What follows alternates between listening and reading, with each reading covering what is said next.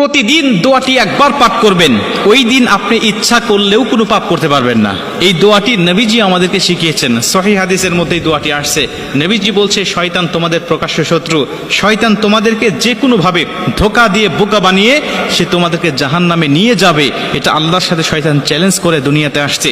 অতএব তোমরা শয়তান থেকে সবসময় আল্লাহ পাকের কাছে পানাহ চাইবে। বান্দা পানাহ চাইতে দেরি হবে, আল্লাহ পাক শয়তান থেকে ওই বান্দাকে পৃথক করতে দেরি করবে না। কারণ আল্লাহ পাকও চান এই বান্দাগুলো জান্নাতে যাক, শয়তান যেন আমার বান্দাকে ধোঁকা দিয়ে বোকা বানাইতে না পারে।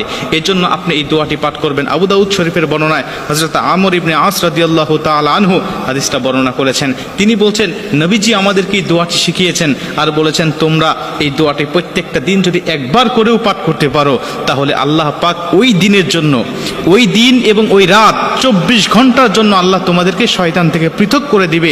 শয়তান ওই দিন ওই দোয়াটা পড়ার সঙ্গে সঙ্গে চিৎকার করে বলতে থাকে যে, তুই আজকে সারা দিনের জন্য, সারা রাত্রির জন্য আমার ওয়াসওয়াসা থেকে তুই দূরে চলে গেলি, আমার এরিয়ার, আমার কন্ট্রোলের বাইরে চলে গেলি, আমি তোকে ইচ্ছা করলেও আর ধোঁকা দিতে পারবো না। এজন্য প্রত্যেকটা মুমিনের উচিত হবে এই দোয়াটি শিখে নেওয়া।